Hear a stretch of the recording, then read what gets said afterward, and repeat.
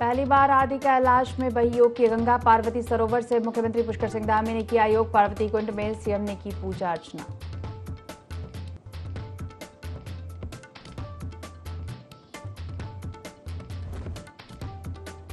योग कार्यक्रम में जाते कैबिनेट मंत्री गणेश जोशी की गाड़ी हादसे का शिकार। मंत्री और पुलिस स्कॉट की गाड़ी आपस में टकराई। ज्ञात वाहन के आगे आने से हुई दुर्घटना।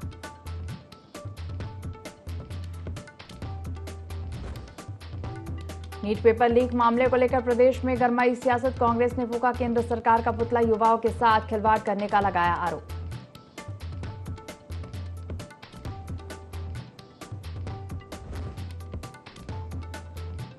हल्द्वानी में लव जिहाद का मामला आया सामने। जवाहर नगर में रहने वाली 2 नाबालिग को बहला फुसला कर ले जाने का आरोप। बनभूलपुरा थाने के सामने हिंदू संगठन ने किया विरोध प्रदर्शन।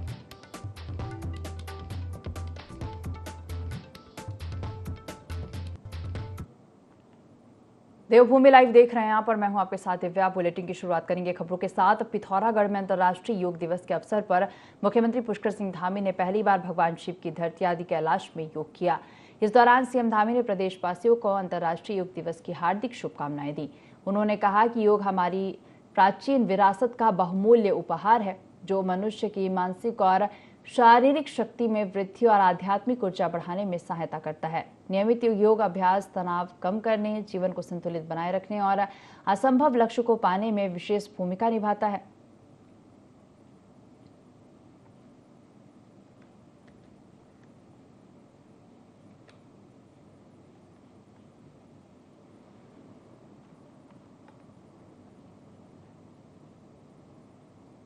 अंतर्राष्ट्रीय योग दिवस पर सीएम धामी ने पहली बार भगवान शिव की धरती आदि कैलाश में योग किया और प्रदेशवासियों को योग दिवस की शुभकामनाएं दी। योग कार्यक्रम के बाद सीएम धामी ने पार्वती कुंड में देवाधिदेव महादेव और मां पार्वती की पूजा अर्चना के साथ ही प्रदेशवासियों के सुख समृद्धि की कामना की। सीएम ने कहा कि पार्वती कुंड से आदि कैलाश के दर्शन मन मस्तिष्क को शांति और असीम आध्यात्मिक ऊर्जा प्रदान करने वाला है। देवाधिदेव महादेव और माता पार्वती का आशीर्वाद सदैव सभी पर बना रहे, यही मेरी प्रार्थना है।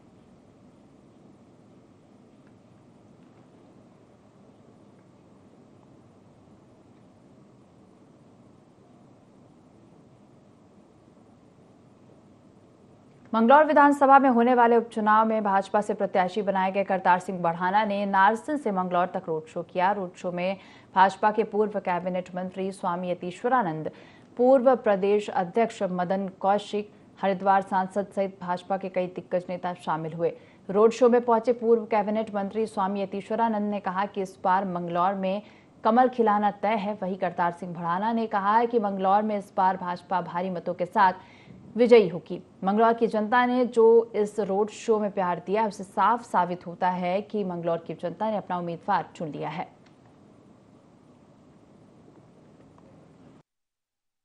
खाली मैं नहीं लड़ रहा, मोदी जी का विकास और मुख्यमंत्री का प्यार और युवा सरकार भी काम कर रही है। अब तक जो है एक बात बता, 2 पहलवान आपस में समझौता कर लें कि या तो मैं पिटूंगा, लेकिन कोई पहलवान आए तो उसे झूठ बोल के भगा देना। कैंडिडेट आता है उसको कैंडिडेट वाले ही भगा देते हैं। ऐसी धूप में, ऐसी गर्मी में अपने बड़े से बड़े काम के लिए भी नहीं निकलता। और ये मेरी मंगलौर का, मेरी 36 बिरादरी का प्यार है, जो उफन उफन के आ रहा है और वो अपने सपने को साकार करने जा रहा है कि अब की बार और कमल खिलेगा बार बार। हमारे मंगलौर के प्रत्याशी हैं भाई करतार सिंह बढ़ाना जी। आज उनका नॉमिनेशन किया गया, उसमें माननीय मुख्यमंत्री जी आए थे, हमारे प्रदेश के अध्यक्ष आदरणीय महेंद्र भट्ट जी आए थे, और जो हमारे यहाँ के सांसद है भाई त्रिवेंद्र रावत जी, और हमारे सभी विधायकगण आज सुबेरे उस नामांकन में सम्मिलित थे।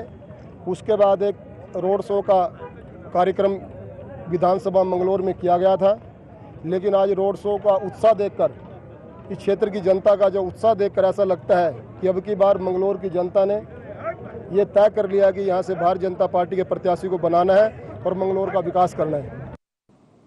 उत्तराखंड की मंगलौर और विधानसभा सीट पर उपचुनाव 10 जुलाई को होने जा रहे हैं, जिसको लेकर भाजपा की तैयारी तेजी से चल रही है। भाजपा प्रदेश महामंत्री आदित्य कोठारी ने इस दौरान दोनों सीटों पर अपने प्रत्याशियों की जीत का दावा किया। उन्होंने कहा कि मुख्यमंत्री पुष्कर सिंह धामी के नेतृत्व में तेजी से उत्तराखंड का विकास हो रहा है और भाजपा उत्तराखंड में हुए विकास के आधार पर लोकसभा चुनाव के बाद अब उपचुनाव में भी अपनी जीत दर्ज करेगी।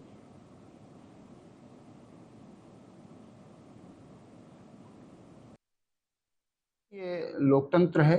लोकतंत्र में सभी को सहमति और असहमति व्यक्त करने का अधिकार है और चुनौतियां भी, जब चुनाव होते हैं तो चुनाव में चुनौतियां भी होती हैं।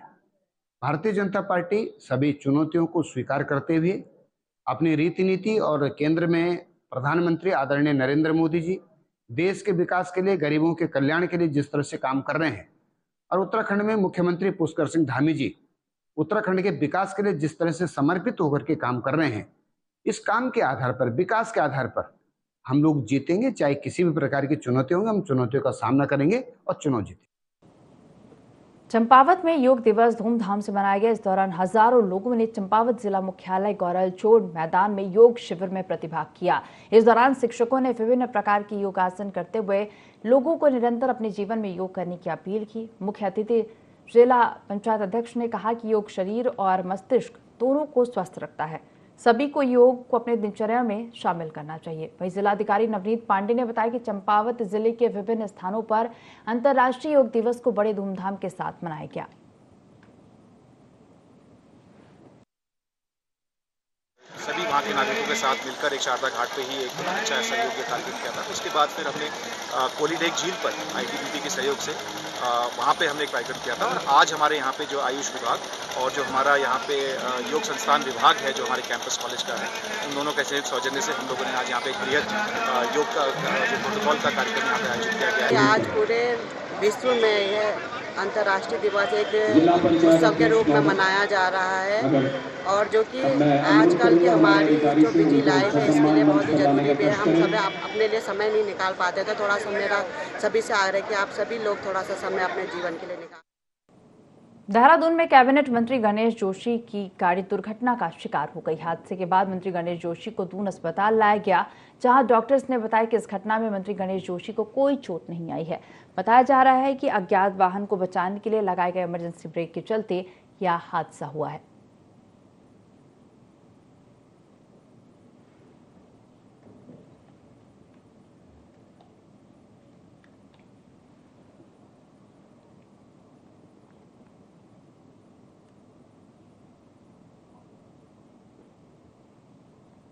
तो पूरा देश अंतर्राष्ट्रीय योग दिवस मना रहा है। मां गंगा यमुना के उद्गम स्थल जनपद उत्तरकाशी में गंगोत्री, यमुनोत्री सहित विभिन्न हिस्सों में जगह जगह योग शिविर आयोजित किए जा रहे हैं और लोगों को योग के बारे में और उसके लाभों के बारे में जागरूक किया गया।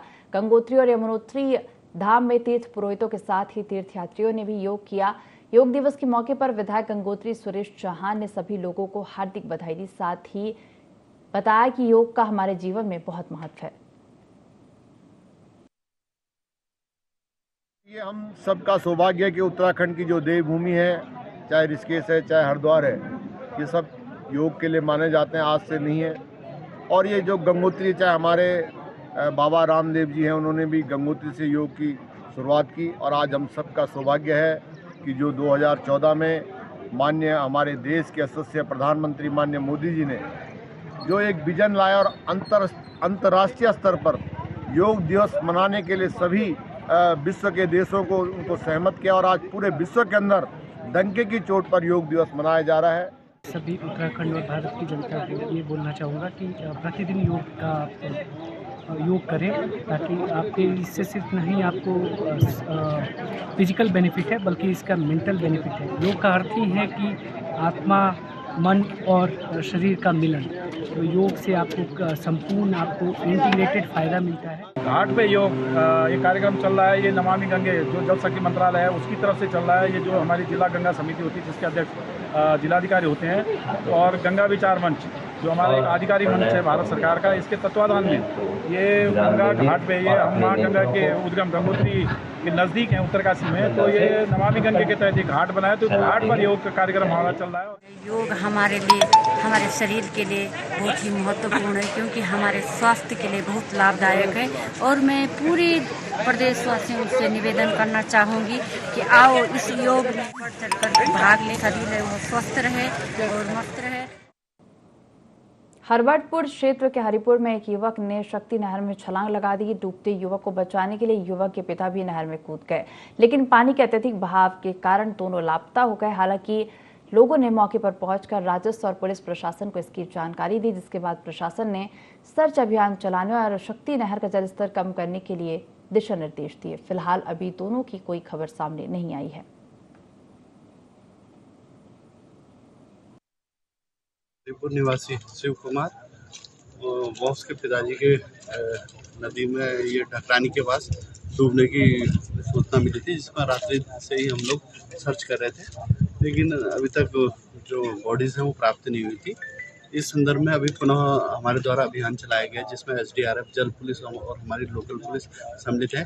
इसके अतिरिक्त UGVNL के अधिकारियों द्वारा अवगत कराया गया है कि उनके द्वारा भी डांग पत्थर जो बैराज है वहाँ से पानी का फ्लो रोका जा रहा है। उसके बाद हमारा पुनः सर्च ऑपरेशन होगा। सूचना थी हमें 9 बजे के आसपास कि रात को पिता पुत्र बताए जा रहे हैं जिन्होंने नहर में छलांग लगाई है।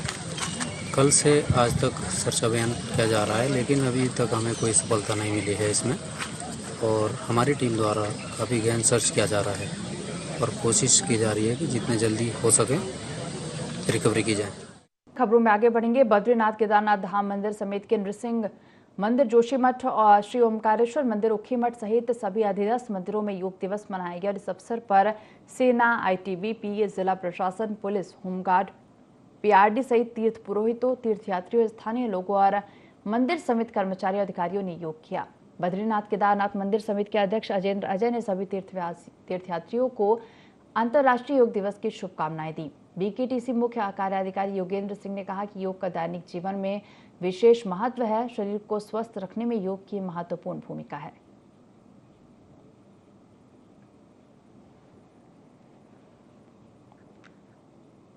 उत्तराखंड परिवहन निगम की ओर से यात्रियों की सुविधा के लिए तमाम प्रयास किए जा रहे हैं और इसी बीच परिवहन निगम को 5 नई वॉल्वो बसें प्राप्त हो चुकी हैं। परिवहन निगम के महाप्रबंधक संचालक दीपक जैन ने बताया कि निगम को 5 वॉल्वो बसें मिल गई हैं और जल्द ही 7 अन्य वॉल्वो भी 15 दिनों के भीतर मिल जाएंगी। उन्होंने बताया कि नई वॉल्वो बसें आने के बाद अनुबंध खत्म हुई और पुरानी वॉल्वो बसों को बदला जाएगा।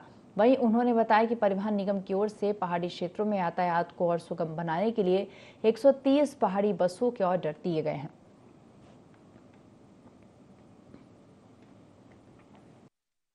लोगों ने 12 बसों का LOI दिया था, जिसमें से 5 बसें हमारी आ चुकी हैं और 7 बसें भी अगले 15 दिनों में हमें आ जाएंगी। तो जो हमारी पुरानी वोल्वो हैं जिनका अनुबंध समाप्त हो रहा है, उनके स्थान पे ये बसें चलेंगी। हमारी 130 पहाड़ी क्षेत्र की बसों के ऑर्डर हो चुके हैं और जुलाई 15 तारीख के बाद उनकी आपूर्ति प्राप्त होना शुरू। देहरादून में कैंट रोड के चौड़ीकरण में अब एक भी पेड़ नहीं कटेगा। सीएम पुष्कर सिंह धामी ने बिना पेड़ काटे मार्ग चौड़ीकरण के निर्देश अधिकारियों को दिए हैं।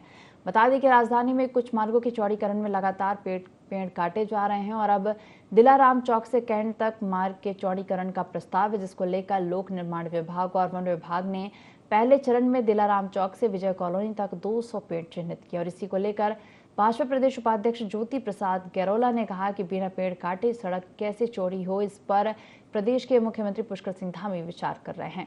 उन्होंने कहा कि उत्तराखंड में विकास के साथ साथ पर्यावरण का भी संतुलन बनाने की जरूरत है।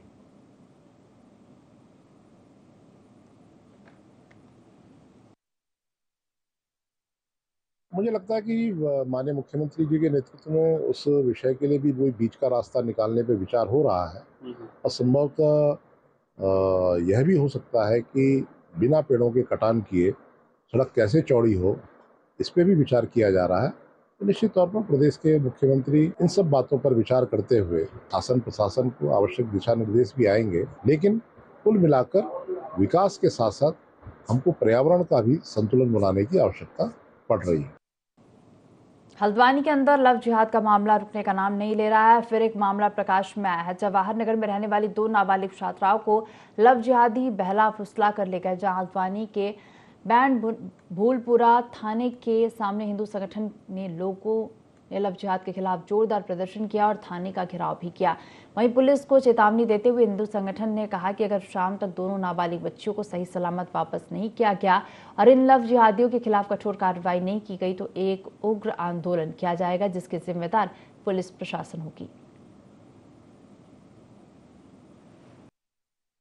सूचना आई थी कि राजपुरा क्षेत्र से 13-14 साल की बच्चियां जो है किसी मुस्लिम समुदाय के व्यक्ति द्वारा भगाने ले जाने की हमारे पास सूचना आई थी। तो कल रात्रि से ही पुलिस अपने कार्य में लगी थी, लेकिन अभी हम लोग आए हैं बच्ची के परिजन के साथ। तो पुलिस ने यह आश्वासन दिया है कि दोनों बच्चियां मंगल पड़ाव सीसीटीवी फुटेज के माध्यम से पता चली है कि जिस मुसलमान लड़के पे शक था उसी लड़के द्वारा जो है उन बच्चों को ले जाया गया है। तो भी पुलिस ने मुकदमा दर्ज कर लिया है और अभी हमें ये आश्वासन दिया है कि शाम तक जो है दोनों बच्चियां सकुशल आ जाती हैं। तो हम मीडिया के माध्यम से बताना चाहते हैं कि ये हिंदू समाज के साथ जो भी ये कृत्य हो रहा है बच्चों के साथ, इसको अब हिंदू समाज बिल्कुल बर्दाश्त नहीं करेगा। शाम तक अगर ये बच्चियां सकुशल नहीं आती हैं तो संपूर्ण हिंदू समाज सारे हिंदूवादी संगठन को साथ लेकर एक उग्र आंदोलन करेगा, जिसकी पूरी जिम्मेदारी शासन प्रशासन की। 21 जून को पूरा विश्व 10वां अंतर्राष्ट्रीय योग दिवस मना रहा है और इस कड़ी में हरिद्वार जिला प्रशासन और आयुष विभाग ने हर की पौड़ी पर सामूहिक योग का कार्यक्रम किया, जिसमें जिला प्रशासन के अधिकारियों कर्मचारियों के साथ साथ शहर के कई गणमान्य लोगों ने भी बढ़ चढ़कर प्रतिभाग किया। इस मौके पर जिलाधिकारी ने कहा कि इस बार योग दिवस की थीम स्वयं के लिए और समाज के लिए योग आवश्यक और इसी पर आयोजित किया गया। आज हर की पौड़ी पर हो रहे इस योग महोत्सव में स्थानीय लोगों के अलावा हर की पैड़ी पर आने वाले श्रद्धालुओं ने भी बढ़ चढ़कर हिस्सा लिया।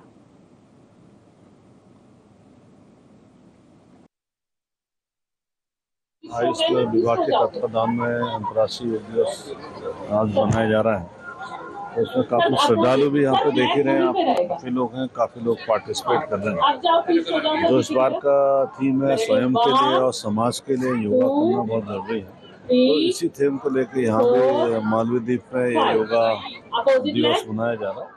आज 10वां अंतर्राष्ट्रीय दिवस है। इस अवसर पर मैं सभी को हार्दिक बधाई शुभकामनाएं देता हूँ। आज ये भारत की विधा पूरी दुनिया में आज के दिन जब सामूहिक रूप से लोग योग के इस कार्यक्रम में सम्मिलित होते हैं तो निश्चित रूप से भारत के इस गौरव को सम्मान को बढ़ाने का काम होता है। देश के प्रधानमंत्री नरेंद्र मोदी जी ने संयुक्त राष्ट्र संघ में जब इस प्रस्ताव को रखा और पूरी दुनिया ने इस प्रस्ताव को माना, निश्चित रूप से भारत के लिए गौरव और सौभाग्य का विषय है। जोशीमठ में चमोली मंगलम कार्यक्रम आयोजित किया जा रहा है। शंकराचार्य स्वामी अभिमुक्तेश्वरानंद सरस्वती महाराज इसमें शामिल होने पहुंचे। स्वामी अभिमुक्तेश्वरानंद सरस्वती क्षेत्र के कई पौराणिक देवालय मठ मंदिरों में दर्शन पूजन करने पहुंच रहे हैं और इस दौरान उन्होंने जन समस्याओं का समाधान, लोग प्रकृति से जुड़े, सौहार्द बना रहे और क्षेत्र में विकास की बयार बहती रहे, यही ज्योतिर्मठ की पहली प्राथमिकता है। धार्मिक स्थलों से देश प्रदेश की खुशहाली और सुख समृद्धि की कामना करना ही इस आयोजन का उद्देश्य रखा गया है।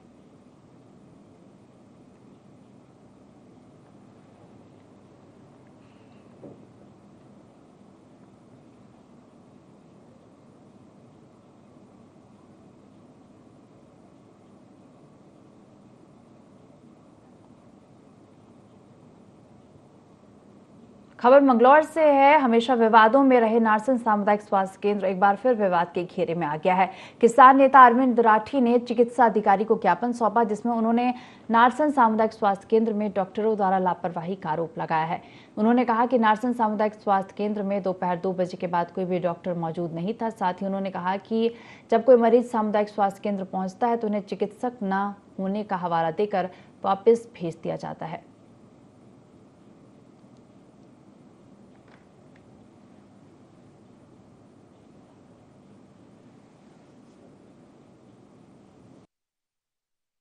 हमारा जो हॉस्पिटल हो इसमें हमारे क्षेत्र के किसानों ने ज़मीन दी और इतना बड़ा हॉस्पिटल हरिद्वार ज़िले में कोई है नहीं, और इतनी बिल्डिंग होने के बाद इतने डॉक्टर की तैनाती, यहाँ कम 10-15 डॉक्टर हैं, पूरा स्टाफ है। यहाँ टाइम पर कोई रहता नहीं, कोई रुड़की रहा, कोई कहीं रहा है, मकान यहाँ खाली पड़े। अगर मरीज आ जा तो जो यहाँ जो कर्मचारी रहे छोटे और PRD रहे वे उन्हें धमके आएगा भगा दें, क्योंकि यहाँ का आवेंगे तो फिर यहाँ आना पड़ेगा। तो ये उन पर डॉक्टर पर पैसे लेकर PRD वाले ही उन्हें किंतर भेज दे। अब ये देखो पहले कितनी ओपीडी होती है, यहाँ कितने बच्चे होते, अब कितने बच्चे हो रहे, ना कोई डॉक्टर नहीं ढंग से रहती। आप अपनी ड्यूटी के साथ साथ इन लोगों को बस इंस्ट्रक्शन देंगी, वो मैं दे रही हूँ। आपने मुझे लेटर दिया, मैंने रिसीव किया, मैं अपने उच्च अधिकारियों को बताऊंगी सारी स्थिति। ज्ञापन मैंने रिसीव कर लिया, मैं अभी अपने उच्च अधिकारियों को बताऊंगी, उनसे इंस्ट्रक्शन।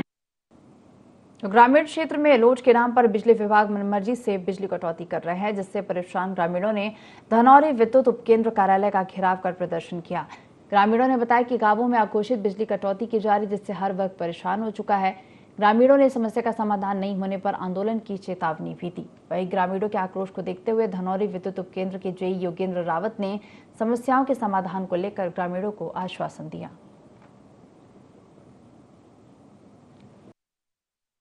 ये यूथ कांग्रेस के नेतृत्व में हमारे महबूब भाई के संयोजन में ये कार्यक्रम यहाँ रखा गया है।